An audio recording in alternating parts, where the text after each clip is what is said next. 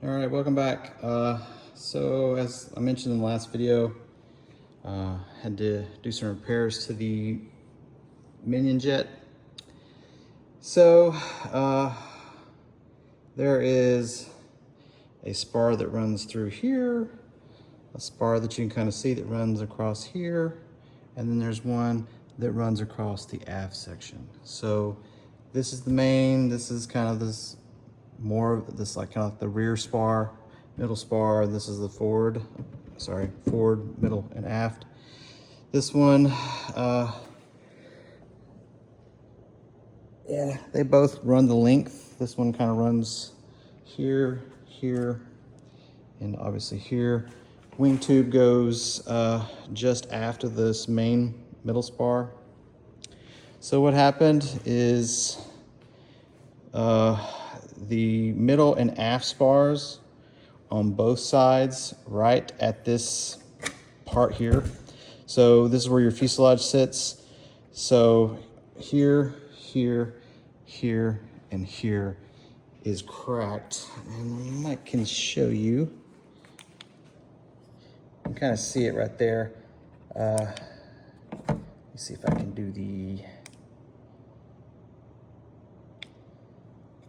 No, well, you can kind of see the red light. I don't know if you can see in the video, but right there it goes all the way down on both sides, and so both sides for middle and aft spars. And the reason is, I hate to say it, I don't want to be Debbie Downer, but typical Skymaster. Okay, so you build these big ass jets and you got to keep them light. I get it. So their solution is to basically put no wood.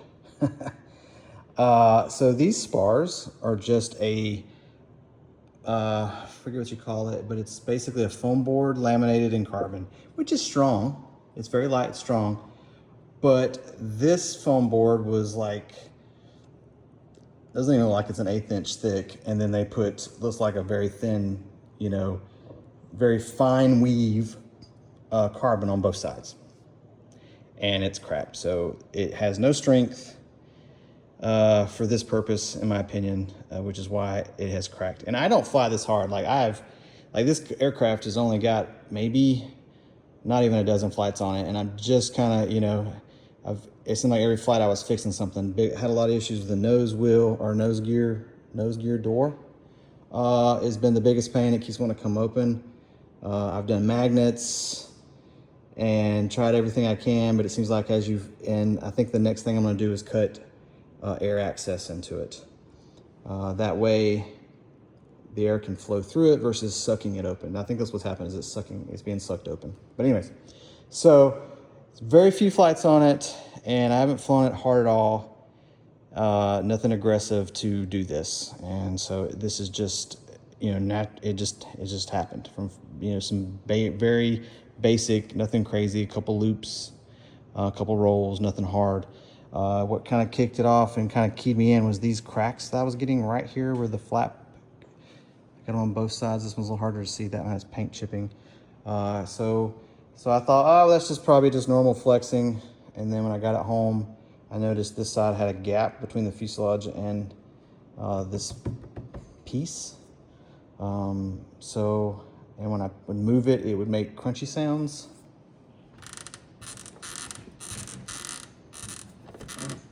And you can see it when you look in here and at that spar, that crack's moving.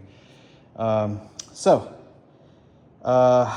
aft I can get to through the speed brake, which I've already disconnected. This I had to cut hatches, and didn't have to go this big. Probably should have cut it shorter like this one, but it's, you know, shouldn't be an issue, because what I'm going to do is I'm going to put wood pieces, or I can either do cloth, probably just do some wood, because it's kind of hard to get in here and lay this up. Is what I'll do is I'll probably put some blocks in to glue the plate back in position, and then I'll sand all this and just put some glass over it, some carbon fiber over this whole, just cut a patch, overlap it, and even have it run up I'll have to keep it real thin on this side, but there is a little gap, so worst case, I can sand it. And I may not, I may just run it up to maybe like a 1/4 of an inch on the edge. And that should hold it. But what I'm gonna do for the repair is I'm gonna take some 1/4 inch ply, which sucks because 1/4 inch is heavy, but I think it's gonna need it. And I'm gonna cut a patch, and there's a bulkhead here, and I can't go all the way, I could go all the way down to the other bulkhead, but that's a long run. So what I'm gonna do is I'm gonna tie, see, and there's another thing, like their crap layup, like this doesn't even have any glue. Like it's not even touching the skin. Like this this is the bulkhead, and you can see how thin that is. That's the bulkhead. That glue thickness is the actual thickness of that bulkhead, and or spar, and that wasn't even attached to this at all. It's like they make all their shit too small, and then when they close it up, the glue doesn't even touch in a lot of spots. So I'm gonna put a bead of glue here to kind of secure this rib, and I'm just gonna run just from here to about maybe, gosh, 2 or 3 inches past the crack on this side. It'd be awesome if I could get to the back side of it. And I probably could. I don't know, I'll have to look at that. Whether I wanna go, I don't know what's back here. I think the reason why I can't go get cutting into this is because the wheel well is here. Yeah, the wheel well's there. So I'm just gonna put a piece of 1/4 inch ply, then I'm gonna put a nice thick cross weave carbon fiber on, laminate it first once I get it cut and shaped, so it'll basically go from top skin or bottom skin to the top to this spar, and which is gonna suck, so I'm gonna have to make a template. And that's pretty thick. That's about 4.5, 5 inch, maybe, yeah, about 5 inches thick, and it tapers up. So and then glue that against the spar and have it glued along the top, the bottom, and against that spar to kind of help stiffen that up, and hopefully it holds. And I'll do that on both sides, and the same in the aft. So yeah, Skymaster. Got Skymastered again. But yeah, we'll make it happen. Like I said, honestly, this is too big of a jet. I kind of wish, I don't remember being this big when I got it, or when I was looking at it and everything until it showed up. The reason I wanted this one was because it had this center section that has the wheels on it, and you could leave that bolted to the fuselage, and then I can just roll it. I roll it up in my trailer. I got an air valve in it that I can flip the switch without any power, and it'll put the gear up, and I just lay it down on the floor of the trailer on a nice mattress cover, like an old mattress cover that I had, like a 4-inch memory foam mattress cover, and it's perfect. That's why I wanted this particular one over one of there's like 3 or 4 different companies that make these big Vipers, but this is the biggest one. Honestly, I think a 3.2 meter would be perfect, but none of them have it where it's like this. You have to take the wings off, and it was the same issue with the first one. Like I would forget to put I'd have the landing gear down, and then I have to air it up to take the, to re-get the gear down, to take the wing off. Then I have to close the wheel back up because the wheel stayed in the wing, and I was always taking it on off. And of course the wheel would go into the fuselage area, so you couldn't just slide the wing off if the gear was up. It was just a pain in the butt. But in retrospect, I think the smaller one would have been nicer. This one's it's almost boring because you can't really, well, I'm sure you can do more, but well, shit, obviously you can't do more because I haven't really flown it that hard at all. Like I haven't flown it hard, and those have cracked like that. So kind of a big deal when your wings explode. So I think the smaller one would probably be better. So maybe in the future I might, if I ever get rid of this guy, or if it meets its demise. But then again, once I do the repair, it may be no issue. So stay tuned.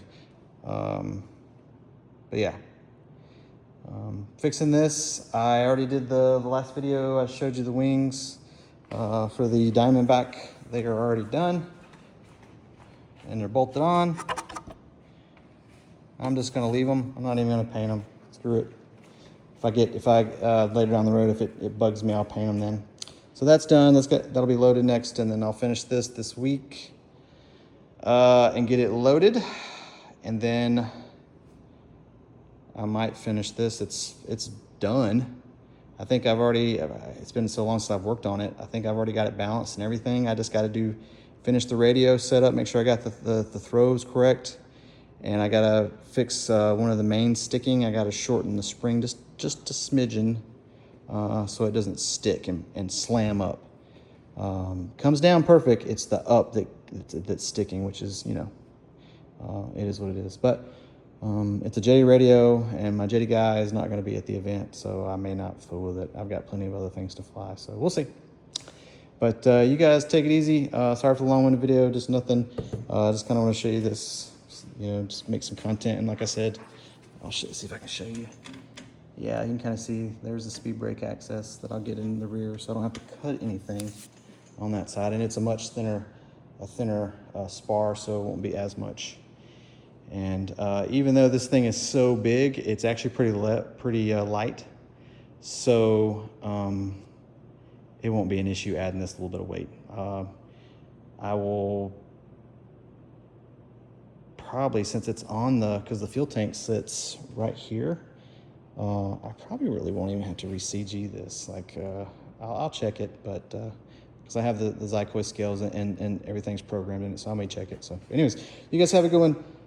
Don't forget give us a subscribe, thumbs up, thumbs down, leave a comment. Go tell Skymaster they need to up their game, stop being, of course, they've been at this for what, 30 years now. They ain't never gonna change, you know. That's Chinese for you. So anyways, cheers.